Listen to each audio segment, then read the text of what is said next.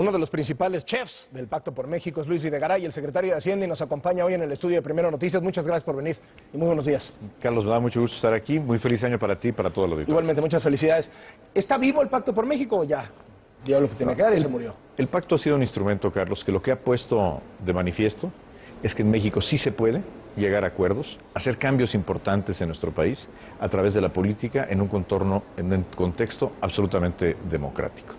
Y más allá de los acuerdos específicos de lo que resulte con el Pacto por México, lo que no va a variar es la voluntad del presidente Enrique Peña Nieto de seguir construyendo acuerdos, transformaciones para México, a través de sentarse en la mesa con quienes se tienen coincidencias, pero también se pueden tener diferencias. Eso no va a cambiar.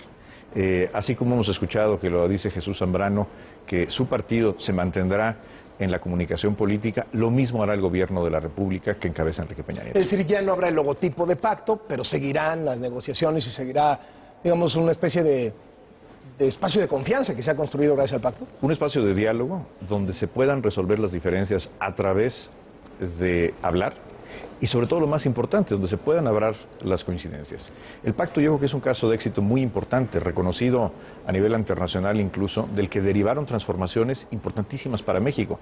La reforma educativa, la reforma en materia de telecomunicaciones, la reforma en materia de competencia económica o la reforma financiera que por cierto hoy promulga el presidente de la República, todas emanaron de una mesa en la cual 3 partidos políticos y el gobierno de la República se pusieron a hablar, a construir acuerdos. Eso no va a cambiar. Esa voluntad del gobierno de seguir construyendo a través de la política, a través del diálogo, eso va a continuar, Carlos. ¿Pero construir qué? Es decir, ya habiéndose aprobado todas estas reformas, muchas de ellas constitucionales, ¿qué sigue entonces? Es decir, la mesa es para ¿qué? Para las leyes. En primer lugar, hay temas que todavía tienen que aprobarse en el Congreso. Por ejemplo, en la reforma política hay varias leyes que emanan de la reforma política que tienen que aprobarse y eso tiene que construirse a través del diálogo.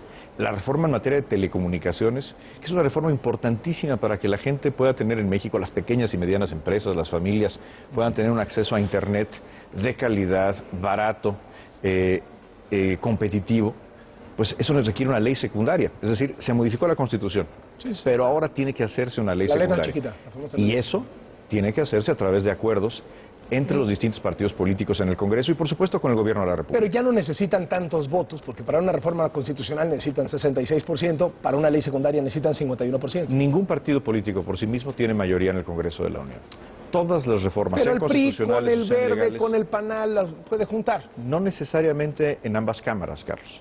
Es decir, se tiene que seguir haciendo política, se tiene que seguir en el diálogo con los partidos políticos, con todos los partidos políticos para lograr que las transformaciones históricas que se hicieron en 2013 aterricen en cambios que sienta la gente, que perciba la gente, y eso requiere, en algunos casos muy importantes, legislación secundaria. Pero no me imagino en un año en donde están programados relevos en las dirigencias nacionales de los partidos, conforme avancen los meses, se van acercando las elecciones intermedias del 2015, una oposición sentada junto al presidente aplaudiendo, leyendo. No me imagino. Pero no se trata de que la oposición le aplauda al presidente. Se trata de que se logren cambios en favor de México.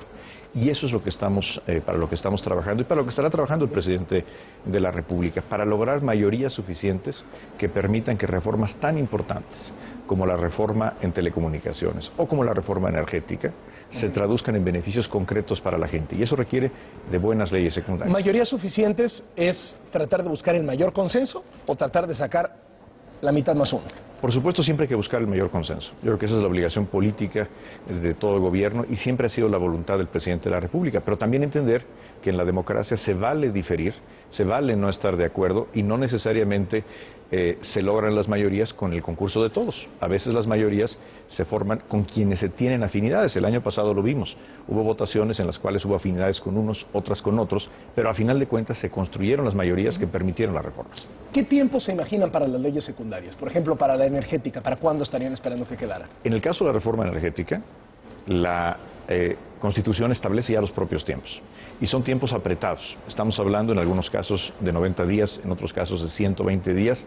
Es decir, en el próximo periodo ordinario de sesiones en Cámara de Diputados y Cámara de Senadores tendrá que atenderse el tema de la legislación secundaria en materia energética. Si queremos, más allá de lo que dicen los transitorios de la Constitución que obligan a plazos, si queremos que pronto la reforma energética se refleje en el bolsillo de los mexicanos, en menores precios de electricidad, es decir, que baje el recibo de la luz, que baje el precio del gas, por ejemplo, necesitamos pronto hacer la reforma energética en su parte secundaria, en estas leyes, que son muchas, son más de 20 leyes que tienen que modificarse para llevar a la realidad esta gran reforma energética. Hablando de eso, y abro aquí un paréntesis, durante meses estuvimos escuchando spots en la radio, viéndolos en la tele, leyéndolos en los periódicos, donde se decía, apoya la reforma energética porque con la reforma energética va a bajar la luz, va a bajar el gas.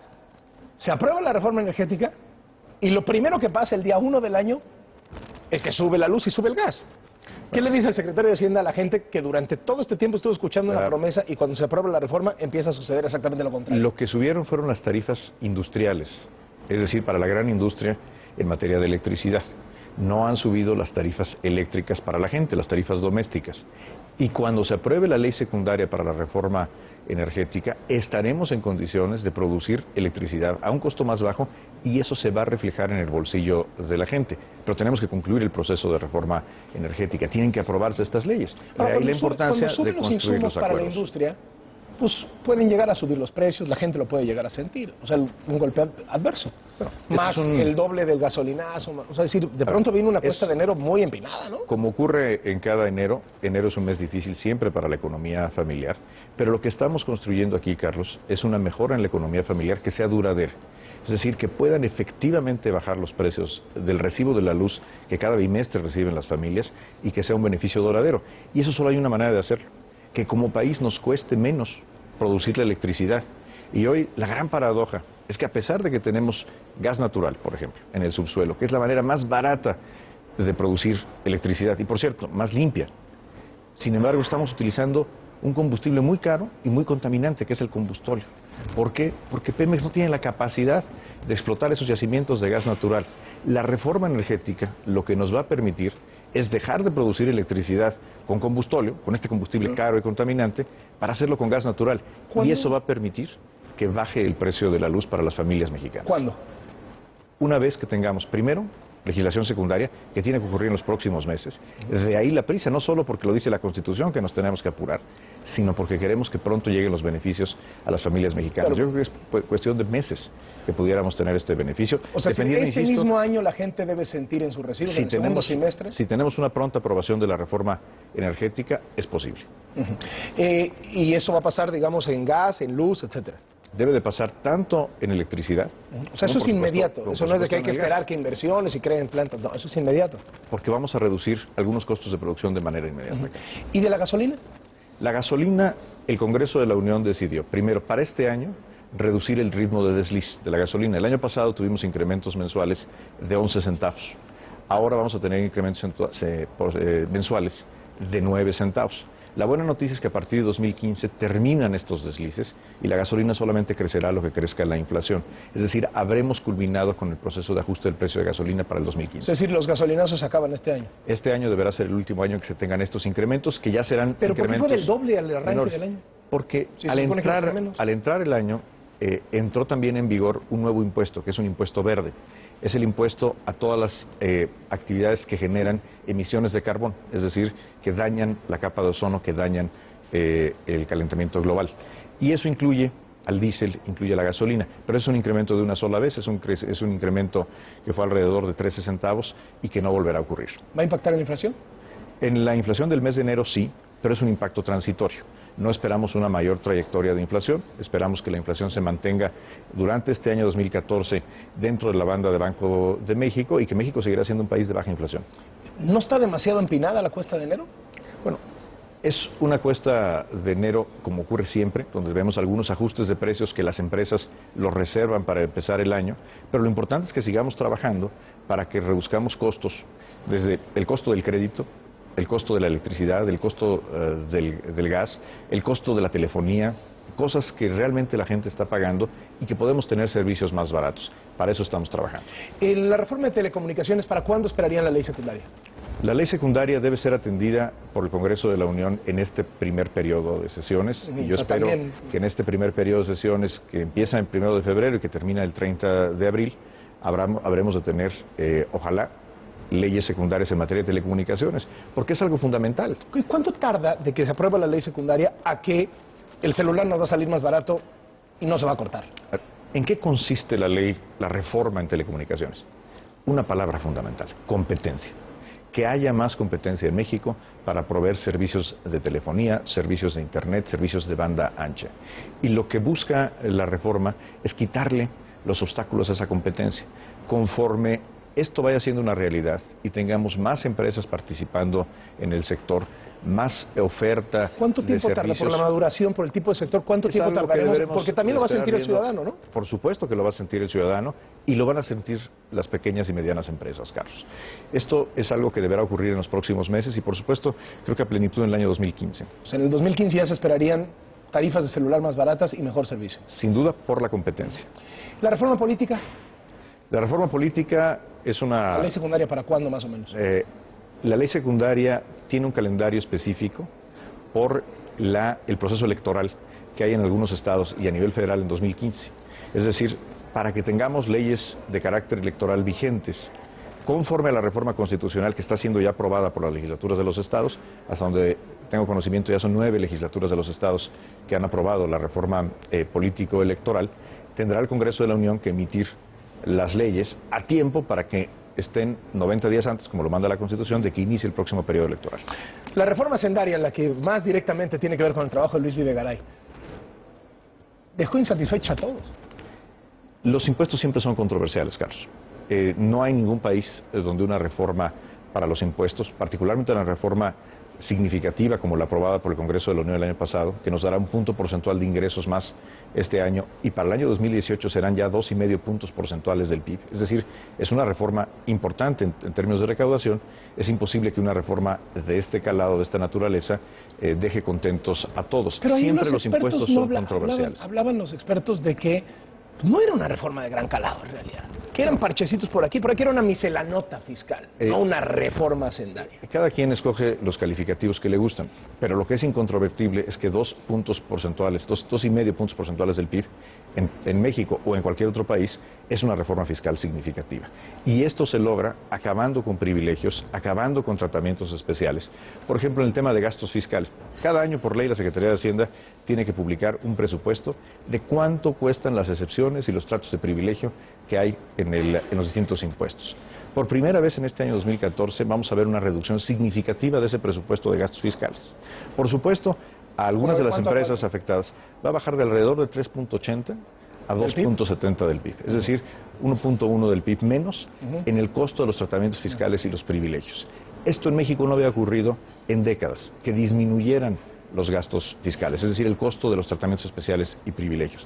Y esto, por supuesto, tiene afectaciones para algunos contribuyentes, algunas empresas que tendrán que pagar más, particularmente aquellos que tienen mayores ingresos o aquellas empresas que generan mayores utilidades tendrán que pagar un poco más. Es lo justo, eso es lo que se llama un sistema progresivo de impuestos, Carlos. ¿Viene otra reforma hacendaria en el sexenio?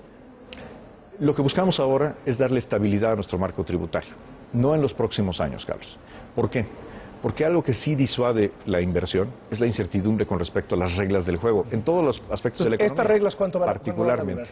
Pues, yo estimo que por lo menos en los próximos 3 años el gobierno federal no propondrá cambios a las reglas fiscales. ¿Y después qué? ¿Qué vendría después? ¿Qué vendría después de 3 años? Se lo evaluará el gobierno de la República, el presidente y el Congreso de la Unión, la legislatura en turno, cuáles serán los cambios, si es que conviene hacer algún cambio. Hay que reconocer que la estabilidad en las reglas de los impuestos, el que las empresas y las personas sepan cuánto van a pagar de impuestos, sea populares o no populares los impuestos, lo importante es que la gente y las empresas sepan cuánto van a pagar. Y por lo tanto la estabilidad tributaria tiene un valor muy importante para el crecimiento económico. Y eso es lo que queremos lograr en los próximos años. ¿Y se puede hablar de estabilidad tributaria cuando la gran reforma hacendaria va a durar 3 años? Bueno, no necesariamente las reformas fiscales son para siempre, pero lo que sí va a durar es la capacidad recaudatoria, los ingresos adicionales que va a tener el Estado.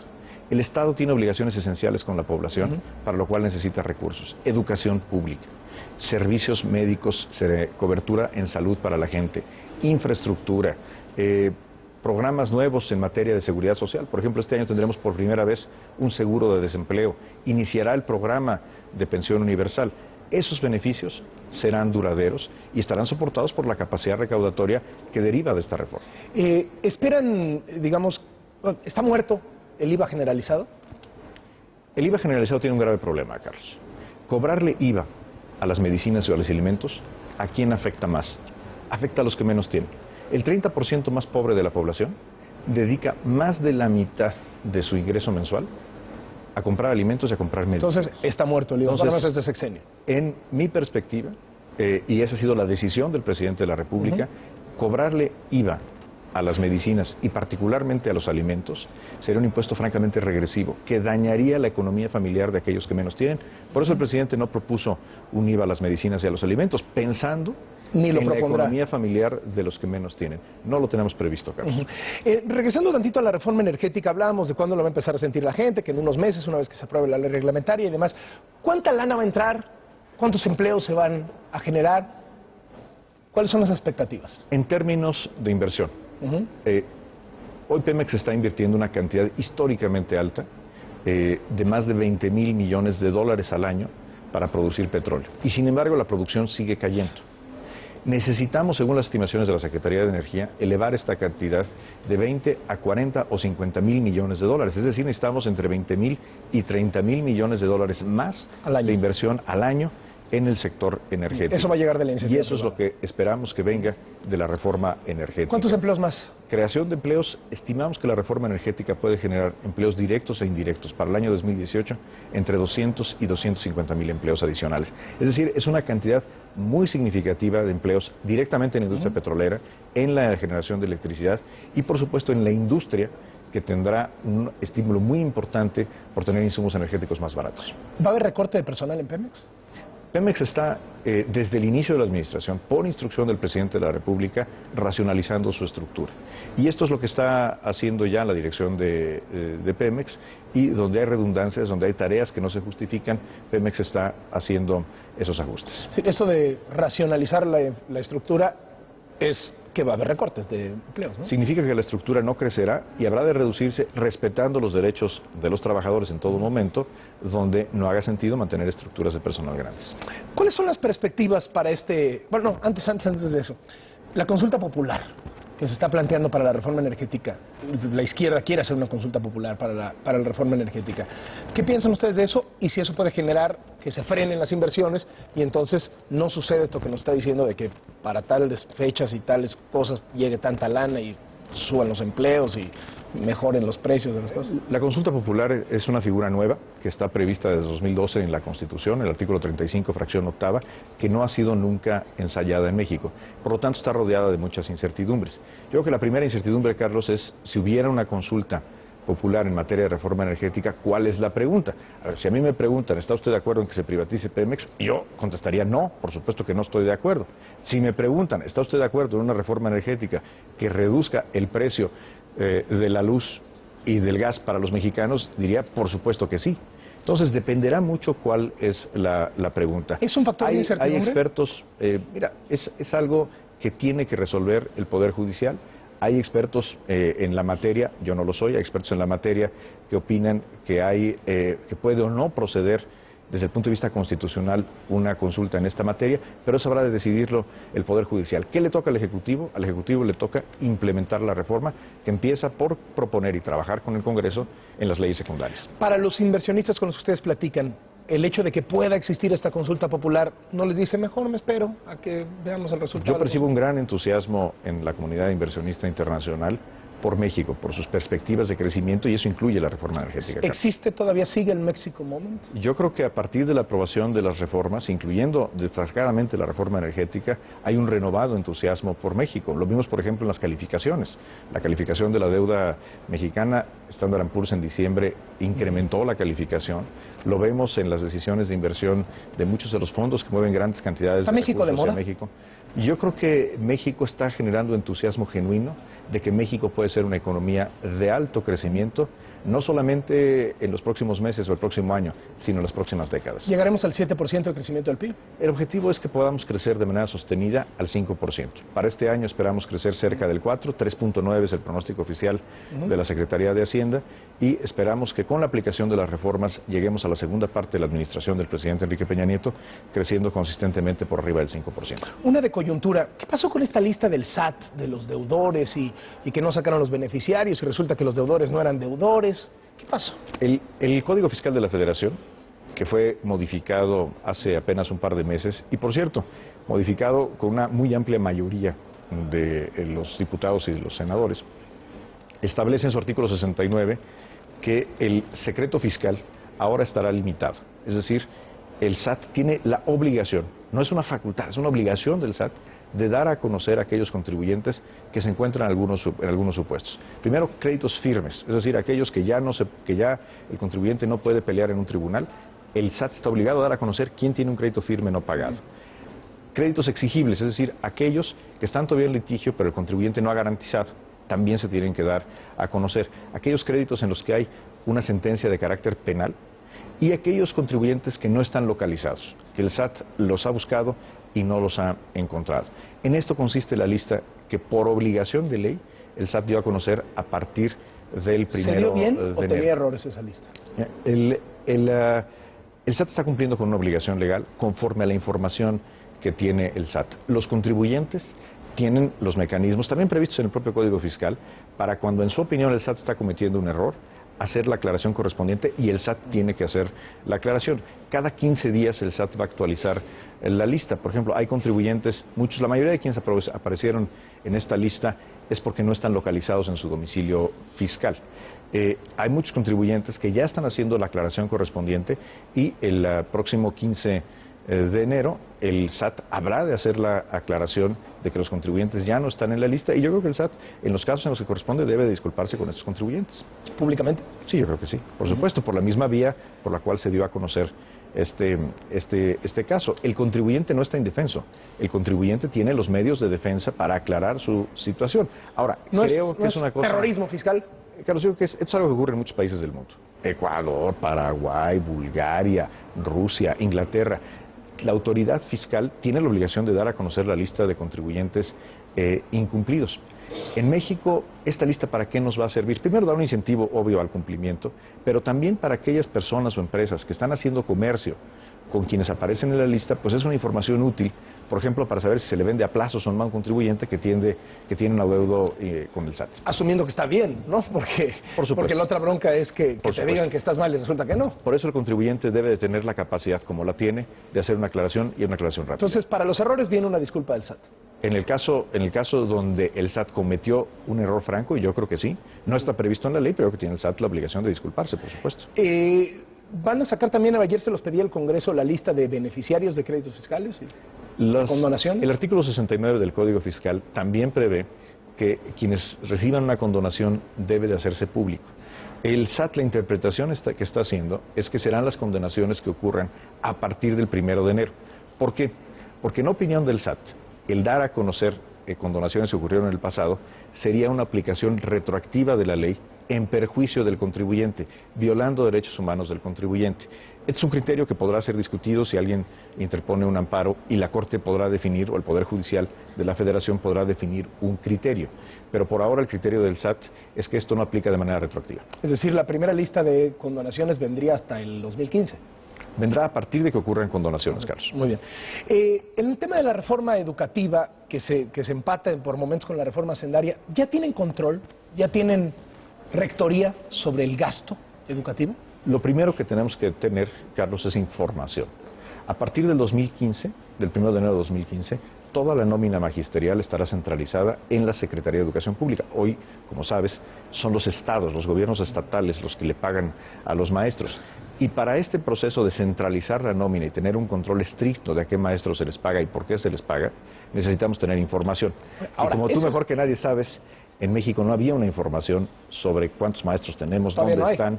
Se está construyendo a partir del censo que se realizó el año pasado, y ese censo dará lugar a un sistema de información que tenemos todo el año 2014 para construirlo, y a partir del 1 de enero de 2015 aplicar la reforma legal que implica que a los maestros se les pagará directamente desde la SEP. Entonces ya sabremos cuántos maestros hay, pero la encuesta no pudo llegar a Oaxaca, a Michoacán, estos lugares donde la CENTE manda. Eventualmente llegará el momento en que para que un maestro reciba su cheque tendrá que estar dado de alta en un sistema de información de la SEP. ¿No hay Y eso nos resistencia de los permitirá gobernadores? complicar. Yo no he percibido ninguna resistencia de los gobernadores, al Porque contrario, es su caja chica, para muchos. yo percibo al contrario un entusiasmo, un apoyo de parte de los gobernadores de que esta tarea, que originalmente era del gobierno federal y que en 1993 se transfirió a los estados con algunos defectos en el diseño, ahora esta tarea se devuelva al gobierno federal. Yo creo que muchos gobernadores lo apoyan con entusiasmo, prácticamente la mayoría. ¿Cuál es el balance que hace el secretario de Hacienda de este primer año de Enrique Peña? Es un año en el que el presidente se trazó un objetivo y ese objetivo se cumplió. Y el objetivo es transformar a México, hacer cambios profundos, hacer reformas que tienen un propósito: lograr que a México le vaya mejor, que México crezca más y que a la gente le vaya mejor en su economía familiar. Y no nada más en un trimestre o en un año, sino de manera sostenida. Los cambios profundos que se han hecho en México son cambios históricos. 2013 será recordado como un año de reformas sin precedentes y que sin duda sentarán las bases para crecer hacia adelante. Ahora, es como cuando se remodela una casa o cuando se hacen los cimientos de un edificio. Apenas estamos viendo la cimentación, todavía no estamos viendo los beneficios y esa será la tarea del gobierno, lograr que estas grandes reformas se traduzcan en cambios perceptibles en la economía de la gente. Incluso para el primer año decían, cueste lo que cueste, vamos a invertir la popularidad, el capital político del presidente para lograr la reforma. Enrique Peña Nieto llegó a la presidencia con una premisa muy clara: no venía a administrar. Llegó a la presidencia de la República para transformar a México. Y eso implica no gobernar para las encuestas, no gobernar para la popularidad, significa gobernar para hacer cambios de fondo. Cambios que se han hecho. En ese sentido, yo creo que 2013 es un año muy exitoso para el presidente de la República y sobre todo para México. Hubo cosas muy impopulares, la economía tuvo un año nada bueno. En temas de seguridad hay muchísimos reclamos, bajaron las ejecuciones pero subieron los secuestros, muchos sectores terminaron enfrentados, molestos, incómodos con el gobierno. ¿No van a arrasar al PRI en las elecciones del 2015? Insisto, el presidente de la República no está gobernando ni para las encuestas ni mucho menos para un proceso electoral, pero los cambios que se hicieron, Carlos, son cambios que tienen primero un rumbo claro. Hay un objetivo hacia dónde quiere llevar a México el presidente de la República y estos cambios tendrán frutos importantes y duraderos que se irán dando, se irán sintiendo en la economía familiar, algunos muy pronto y otros en los próximos meses y años. Pero en ese sentido es un año muy exitoso e insisto, el presidente no está gobernando ni para las elecciones ni para las encuestas. Todos lo hacen, ¿no? De alguna manera. O sea, ni modo de que el presidente quiera que el PRI pierda. No, por supuesto que no. El presidente, al igual que tu servidor, pues somos priistas y nos da mucho gusto que al PRI le vaya bien en nuestro carácter de priistas. Pero antes que eso, el presidente de la República es presidente de la República, gobierna para todos los mexicanos y tiene un compromiso y una convicción. Sobre todo lo importante es que el presidente ¿No esperan tiene que una el PRI convicción. pierda mucho en el 2015? No, bueno, le tocará al PRI hacer la tarea y convencer a la gente de que los gobiernos emanados del PRI están haciendo bien la tarea, pero eso dependerá del partido, eso no depende del gobierno. Año 1 de las reformas, año 2, ¿de qué se va a tratar este año? Implementación. La clave es implementar las reformas y lograr los objetivos específicos que se esperan de cada una de las reformas. Te pongo el caso de la reforma financiera. Es una de las reformas más importantes hechas el año pasado y de las que se habla menos. Como te decía hace rato, hoy la va a publicar el presidente de la República.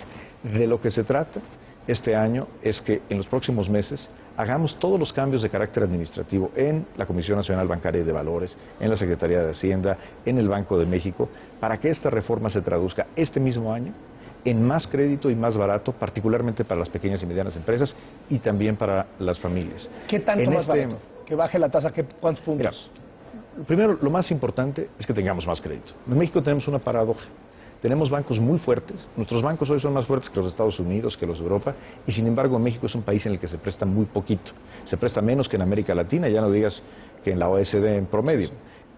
Y a quienes menos se le presta es a las pequeñas y medianas empresas. Esta reforma lo que busca es quitarle los frenos al crédito para que tanto la banca privada como la banca de desarrollo le presten más y más barato a las empresas, ¿Cuánto va a bajar particularmente a las pequeñas y medianas empresas. Mira, uno de los objetivos de la reforma es no bajar las tasas por decreto, sino bajarlas estoy hablando a de través... estimación. No pueden decir ustedes van a hacer tanto, ¿no? Y por lo mismo no me atrevo, creo que no sería responsable de mi parte decirte van a bajar tantos puntos porcentuales. Pero lo que se busca es crear condiciones de competencia entre los bancos que permitan que no solamente las tasas de interés, sino las comisiones que cobran los bancos se reduzcan de manera sensible y permanente para todos los usuarios de la banca. Ahora hablemos un poco de Luis Videgaray en particular, el secretario de Hacienda. Cuando estaba Luis Videgaray, me imagino con la familia, cenando un pavito la noche del 31, uno siempre se queda callado un momento, se pone a pensar qué tal me fue este año. ¿Qué tal le fue a Luis Videgaray este año? ¿Fue un gran año para Videgaray? Para mí fue un año muy importante porque acompañé al presidente en un proceso de transformación. Mira, a quienes nos llama la vocación de servicio público, no hay nada más importante, nada más significativo que ser parte de un proceso de cambio. Y todos los mexicanos, y particularmente quienes estamos en la esfera pública, hemos sido parte de un proceso de cambio muy importante y a mí me entusiasma mucho ser parte de este proceso de cambio y ahora, en este enero de 2014, seguir trabajando en los cambios que necesita México. ¿No es peligroso a lo mejor estar en un escenario, preocupante estar en un escenario más que peligroso, en donde en los círculos de poder se les reconozca, pero la gente esté descontenta, esté cayendo la confianza del consumidor, haya mala percepción sobre inseguridad, preocupación sobre el futuro económico? ¿Esta dicotomía cómo la van a resolver? El único indicador que nos debe de importar, Carlos, no son los indicadores internacionales, los grandes números de la macroeconomía, son los números de la economía familiar. Que las amas de ser populares arriba si no son populares abajo, ¿no? El gran objetivo de la política económica y de los cambios, algunos de ellos que enfrentaron resistencias, algunos cambios que todavía enfrentan procesos de implementación complejos, tienen ese objetivo. Mover los indicadores que son los únicos que importan y es la instrucción del presidente Enrique Peña Nieto. ¿Qué indicadores nos interesan? Que la gente gane más por su trabajo, que a las amas de casa les alcance más el gasto y para eso estamos trabajando.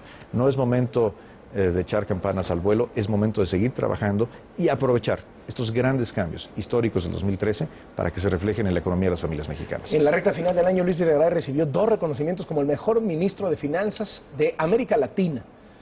¿Esto alimenta a lo mejor algún deseo de suceder a Enrique Peña Nieto? Carlos, yo los recibo con mucho gusto estos premios, pero la verdad, si uno lee por qué se otorgaron estos premios, es por el proceso de reformas.